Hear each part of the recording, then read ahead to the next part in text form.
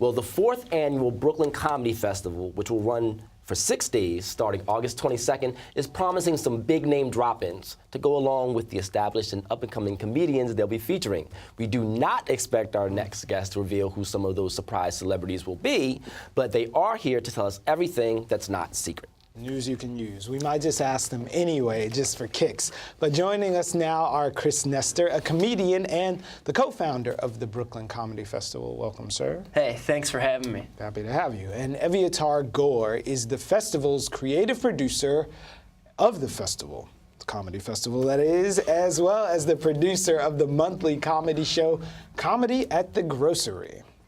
Welcome, guys. Hey, Hey, great to be here. I like it when guys bring funny. Great to be here. Yeah, bringing funny. We've yet to see any funny. We're not. I promise you, The this will bar not is be very funny. high, but August 22nd and 28th, you are raising the bar for comedy here in Brooklyn. Can you tell us how the festival has grown since 2013? 4 years later. Oh. Yeah, man. Is it 2013, right? 2013. Yeah, that was our first year, 2013. It's grown a lot. It's grown with the scene, so it's been like very organic growth, which is cool. Because yeah, I mean, comedy really, and like a lot of the different art scenes in general, kind of shift from Manhattan into Brooklyn. Yeah. As people got priced out, and Brooklyn became like the new spot for artists and creatives. So yeah, comedy is one of those scenes, and it became this huge hub for up-and-coming performers and also more established performers to go and like try out new stuff. It was like more of a safe and like taking space for comedy. So that has continued, and we've grown as the scene's grown, and in 4 years it's been incredible to see where we started with the amounts of shows and the types of venues we were doing, and we've just kept adding more and getting bigger spaces and adding more performers and trying to stay true to like the essence of the scene, and people have responded and continue to come to shows, and it's been cool. It was very unexpected how much has grown and how quickly it has, but it's been great. You do this every month. This should be no big deal to do a big one once a year if you're coordinating the other one, right? Yeah, I mean, a lot of the shows that, because there's such a vibrant Brooklyn comedy scene happening, so a lot of the shows are anyway monthly shows that happen, or weekly shows depending on what show it is, and every year there's sort of like a special Brooklyn Comedy Festival show within their own show. Gotcha. So we latch on to some of the already established shows, because there's so many good shows happening every week and every month, and we want to highlight those and maybe like get people to those that wouldn't normally go, and like get people out to Brooklyn seeing comedy that maybe otherwise wouldn't. So that was kind of the whole impetus. Is there a Brooklyn comedy scene? What's the difference between us and the guys across the river? The guys across the river. Yeah, that's let me tell you. Yeah. I mean, the scene here is a lot. The alternative comedy scene here is basically growing really fast right now, and for the past few years. So the alt comedy scene has been sort of found its home in Brooklyn, as opposed to Manhattan, where there are a lot of shows in Manhattan. Yeah, and alternative shows too. Yeah, and a lot of alternative shows. What's an alternative show? Like, what's the difference? Not at a comedy club. Like, that's outside of Caroline's or one of those places on the radio. The thing about Brooklyn is that it's like set up with, there's like so many, like the infrastructure is interesting because there's like so many venues, and a lot of them are non-traditional comedy venues, but have been like super open to like embracing comedy and performers in the scene.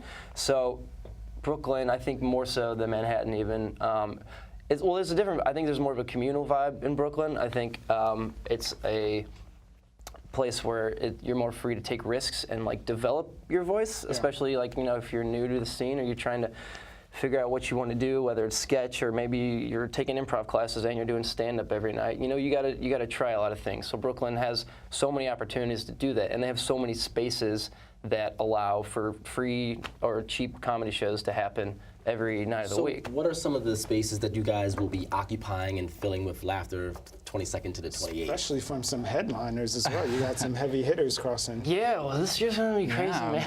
Well, tell us who's coming. Yeah, Brooklyn Brewery is one location. That we always do a brewery show. That's super fun. And again, true to the like non-traditional comedy space.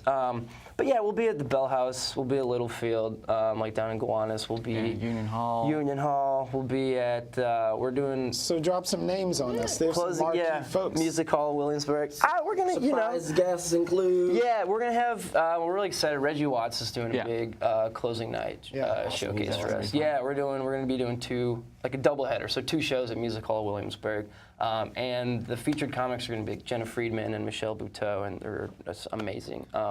So that I'm super excited. Yeah, and if you're into late night comedy in general, the late night writers panel will have writers from all the late night shows. We do that every year. It's a fun place to see the writers that actually write the comedy. It's stand-up, it's improv, it's parties, it's sketch, panels, special events. Okay, now you guys are also doing a new component this year. Oh yeah, right? The short form, the short film festival. Yeah. Okay, tell us about that, and why was it necessary to sort of bring this digital component? In 2016. Sure. So we're partnering with Kickstarter for that, and it was their idea, and they kind of approached us, and obviously everybody knows what Kickstarter is, and they wanted to do something with comedy, and like comedic short films just kind of seemed like a nice fit for our festival and our brand, obviously. Kickstarter's calling you, like, hey, you're the guys. You're the guys. But we have this idea. So we like put together a jury of filmmakers and whatnot, and took submissions, and we're doing two screenings on Saturday and Sunday at the festival at Nighthawk Cinema. Love Nighthawk. Which is a great venue. It's cool. We're doing like the brunch screening slot, so it'll be like brunch and movies in the beginning of the day, and then lots of cereal there. So much cereal. Just bring your own milk, though.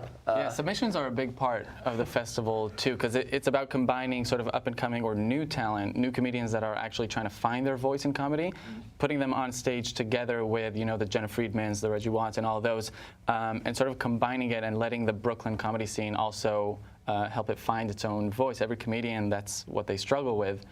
And so it takes a while. And so this is a great opportunity to put it during 1 week. New comedians, just people trying it out, along with very established comedians, all in one show, which is great. Well, that's why we have so many shows too. Because and that's why it's 6 nights long, because there's so much comedy and so many performers. And obviously most of them aren't famous, right? But there's so much talent, and there's so much great comedy happening that we wanted to make sure to try and highlight as much as we can, like in 1 week. So. Oh, go ahead. I was just taking us down another road completely, maybe, and wondering, like, what is the standard for making it in the comedy world now? It's like the 80s and the Seinfeld era, like everyone wanted to go from stand-up to network kind of thing. And then we sort of flattened with the YouTubes and the Netflix and the special, but what's the standard now? Like Louis C.K. sort of flipped the whole thing. Sure. What is making it in comedy? I think what's changed, it's not starting a comedy festival. Definitely. Do not do that. That's not making it. But a lot of networks are now sort of shifting into this whole web world where they're going to tell you, even if you're a talented writer and you're trying to pitch your TV series, they're going to tell you, well, do a web series first. Exactly. Let's see how that goes, and then we'll switch it over to TV. That's one way that people do it. So the focus on web and that being part of the festival now, the digital shorts, the focus has sort of shifted towards trying to create your own thing without the necessary big studios getting them involved. And that's sort of where the shift is. But as comedians, they're trying to find their voice. Comedians will always try to find their unique take on whatever it is. So it takes a few years, it could take decades, it could take, that being said, we are certainly living in unique times, and I find that comedy always helps. It helps conversations go around. It helps people understand where other people are coming from. So once again, can you let our viewers know when and where they can buy tickets? So we're going to be doing ticketing through our website. We'll have our calendar page. It's google.com. So just go there. You'll see it. Go to Google. No, it's bkcomedyfestival.com. We'll have a schedule page. We'll have tickets and badges up soon, this week. This week it's happening. Making some big announcements. August 22nd. Till the 28th. To the 28th. And it's everywhere in Brooklyn. It's all over. It's all over the borough. You have no excuse. No, we'll be in Bushwick. We'll be in Park Slope. We'll be in Gowanus. We'll be in Williamsburg. Come on, we're coming to you. We're trying to make it easy. All right, we'll find them on Instagram, like them on Facebook. Brooklyn Comedy Festival. Yeah. See you there. Thank you, guys.